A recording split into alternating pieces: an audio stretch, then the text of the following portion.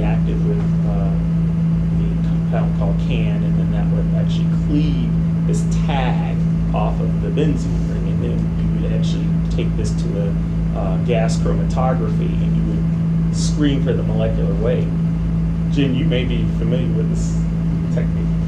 Yeah. Yeah. Yes. Yeah. So. Actually, I think I also talk about this when I give the chalk talk. Oh, cool. So I that's, didn't do it. Yeah, exactly. So that's how you would determine. So in order to know what your molecule was, it had to depend on what the encoded weight of these electrophoretic tags was by GC. Turns out this process does not occur very, very quickly. This is not something that you can do overnight, and it's a lot of work.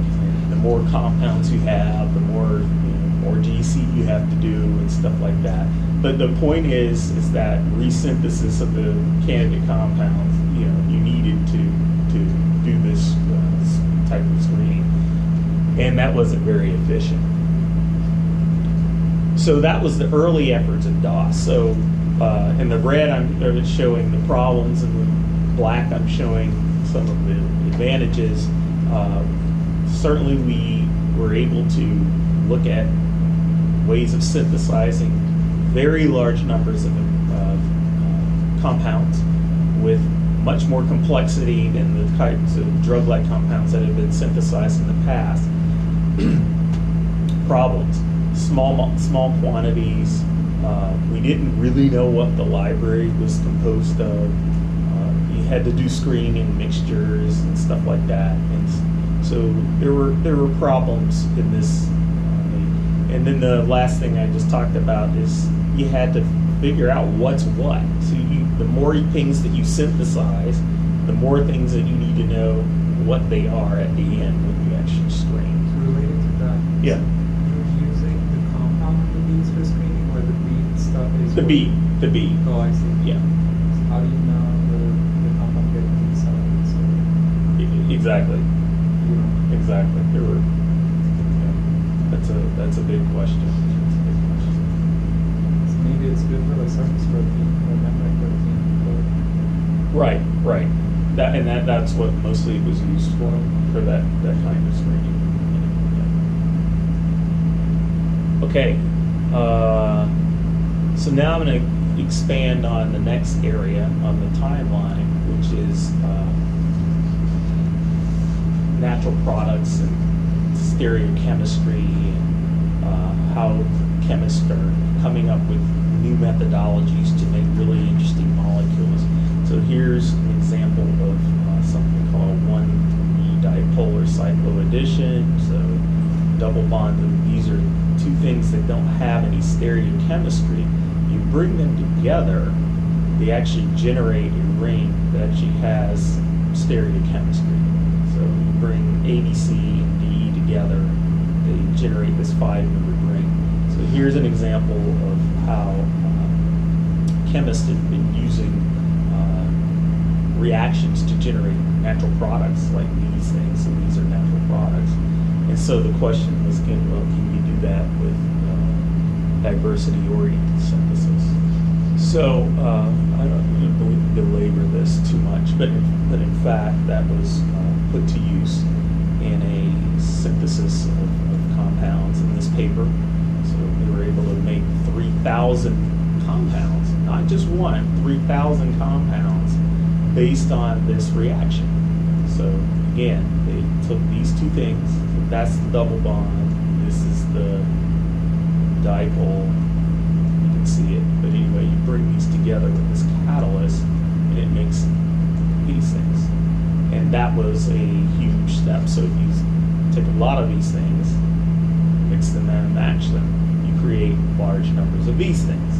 So that was a major technical advantage in diversity-oriented synthesis, because again, it purely applied chemistry prior to this point was applied to making one compound, not many compounds, one compound. So the fact that you can make different compounds based on a structurally complicated template was a huge deal. And then again, they carried this iodide. This iodide can react with alkynes. This is called a Sonic-Ashera reaction. But this gives you the numbers of compounds. Again, they have to add tags. They have to code what they're making at each step on this bead. So this is, again, a huge hurdle or impediment to technology, the fact that you need to do this at every step. Because once you get a hit, you got to figure out what it is, right? So the mass of the compound itself is not sufficient, so that you have to encode with these tags in order to know what you're working with. And so this is a huge thing. Yeah, let's do that.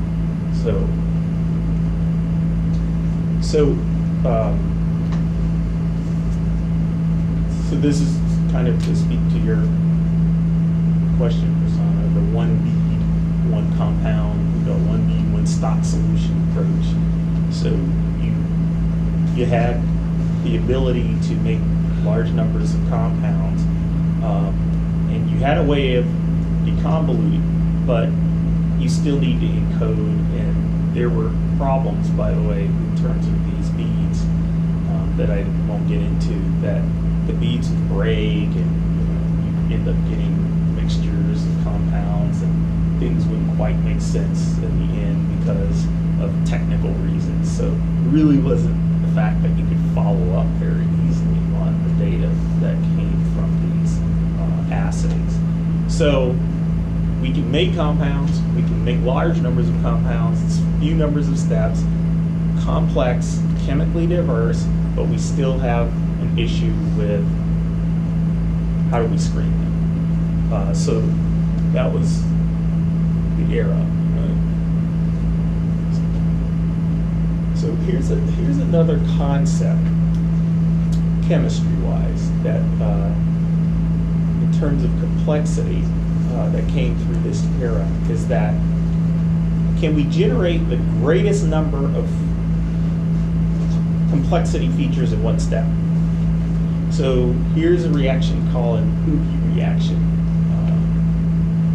4 components, actually. You add these 4 things together, they all just react together, right? So you don't have to add a catalyst or anything like that, just react. So Ugi reaction, so green, blue, purple, red, make this thing in one step. So chemists began to become very enamored by things that you could use to make complicated compounds in one step. And so here's a reaction that's used to do that. And then you could couple those to other reactions, which is what they did here. So they have these double bonds, do one more reaction, add another catalyst, you get this thing. So you could go from this thing to this thing in 2 steps. So this became a very, I would say chemists began to get enamored by how to use diversity-oriented synthesis in a way like this. How can we create the most complexity in the fewest number of chemical transformations? So now, what do you think the problems are? Let me ask you guys this. What do you think the problems of these kinds of